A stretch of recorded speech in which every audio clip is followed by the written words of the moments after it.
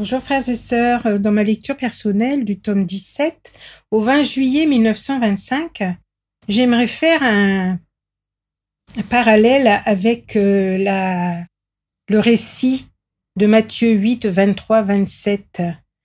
Le récit où Jésus dort alors que la mer est agitée. Et au tome 17, il est question de l'état d'immobilité dans lequel est plongée la grâce. Il y a aussi une portion de Maria Valtorta qui est très intéressante. Voilà, alors donc dans le récit de saint Matthieu, Jésus dort alors que la mer est agitée et que l'eau recouvre la barque. Alors pourquoi Jésus dort-il alors qu'il y a une tempête qui sévit? On pourrait se poser la question. Ne sait-il pas que la tempête sévit? Et les disciples, que font-ils? Les disciples commencent à s'agiter aussi, commencent à se poser des questions. Et on peut voir qu'à un moment donné, ils s'approchent de Jésus. Ils s'approchent donc de Jésus. Et dans l'évangile de Maria Valtorta, il est dit ceci: « Votre évangile de l'heure présente, mes pauvres enfants. » Donc dans cet évangile, Jésus dit « Appelez-moi ». Jésus ne dort pas parce qu'il est angoissé de vous voir sans amour pour lui. Il dit « Appelez-moi et je viendrai » au tome 3, chapitre 185.5. Donc, dans le livre du ciel, en lisant le tome 17, au 20 juillet 1925, il est fait mention de l'état d'immobilité dans lequel est plongée la grâce. Car Jésus dort, mais Jésus est la grâce. Et Jésus nous parle-t-il dans son immobilité, dans la barque? Et en Matthieu, que veut-il nous faire comprendre, le Seigneur? Jésus est la grâce. Et cette immobilité n'est due qu'au rejet de l'âme à la grâce. L'immobilité de la grâce est douleur, nous dit Jésus. Il dit ceci, ma fille. En effet, non seulement je suis la grâce, mais je suis dans un état douloureux d'immobilité.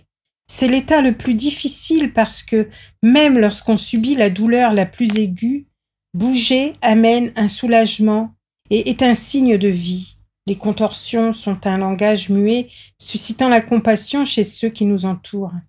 Tu as expérimenté comment cela est pénible. Sais-tu pourquoi je t'ai mise dans cet état d'immobilité? Parce qu'on sait que souvent, notre sœur Louisa est en état d'immobilité. Le Seigneur se sert d'elle en fait. Alors, je t'ai mise dans cet état d'immobilité pour te faire comprendre l'état dans lequel se trouve ma grâce et pour recevoir réparation de ta part. Oh, dans quel état d'immobilité se trouve ma grâce? Elle est vie et mouvement continuel. Elle est dans l'acte continuel de se donner aux créatures. Mais ces dernières la rejettent et la rendent immobile. C'est voilà le sens de Jésus dans l'immobilité, dans cette barque où les apôtres commencent à s'agiter. Donc, ces dernières la rejettent et la rendent immobile. Elle ressent la vie et veut la donner, donc la grâce. Mais elle est contrainte par l'ingratitude humaine de rester immobile. Quelle souffrance! Ma grâce est lumière et en tant que telle, il est naturel qu'elle se répande, mais les créatures répandent la noirceur. Et quand ma lumière veut entrer en elle, cette noirceur la paralyse et la rend immobile et comme sans vie. Parfois on entend dire autour de nous, mais que fait ton Dieu? Où est ton Dieu? Dieu est dans la barque, il veille. Il attend que les disciples s'approchent, tout comme nous. Il attend de nous, ces créatures, qu'on se tourne vers lui, dans tous les états de notre vie. Je continue ma lecture. Ma grâce est amour, et a la vertu de tout illuminer. Mais aimant autre chose, les créatures rendent cet amour comme mort pour elles. Et ma grâce en éprouve une cruelle douleur. Oh, dans quel pénible état se trouve ma grâce! Alors là, nous allons être surpris dans la suite de la lecture. Écoutez. Et cet état de choses ne concerne pas uniquement ceux que l'on reconnaît ouvertement comme méchants, donc qui font obstacle à la grâce finalement, mais aussi ceux que l'on qualifie de religieux, d'âmes pieuses, qui bloquent ma grâce à cause de futilité, d'une petite chose qui n'est pas à leur convenance, d'un caprice, d'une vile affection ou d'une insatisfaction de leur volonté propre dans des choses saintes. Alors que ma grâce est tout mouvement et vie pour ces âmes. Celles-ci l'immobilisent en suivant leur inclinaison. inclination, pardon, leurs caprices, des attachements humains ou d'autres choses dans lesquelles elles trouvent la satisfaction de leur ego. Ainsi, ces âmes remplacent ma grâce par leur ego, qu'elles prennent comme vie et comme idole. Moi-même, frères et sœurs, je suis concernée, parce que là, vraiment, ça nous fait réfléchir que pour des attachements humains ou d'autres choses, le Seigneur dit bien que tout cela fait obstacle à la grâce. Ainsi, ces âmes remplacent ma grâce par leur ego, qu'elles prennent comme vie et comme idole. Voilà. Mais sais-tu quelle est l'âme qui réconforte ma grâce, ne la rend jamais immobile?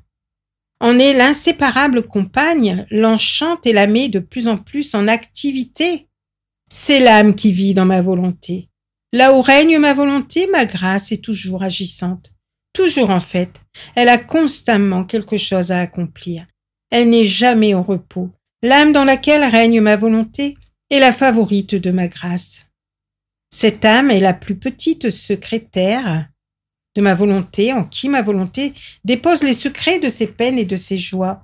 Ma volonté lui confie tout parce qu'elle y trouve suffisamment d'espace pour y faire le dépôt de ma grâce.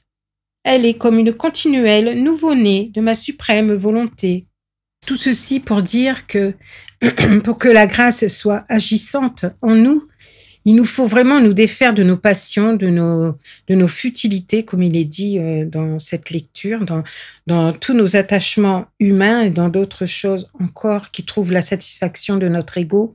Et puis, nous identifier aux apôtres qui s'approchent de Jésus. Et à nous de nous approcher de Jésus afin que la grâce puisse rompre son immobilité, qu'elle puisse agir sur tous les états de notre vie. Et surtout, n'oublions pas de faire réparation pour tout ce qui n'est pas Dieu en nous. Et unissons tous nos actes aux actes de notre Seigneur Jésus. Tout pour lui, avec lui et en lui. Soyez bénis, frères et sœurs. Fiat maintenant.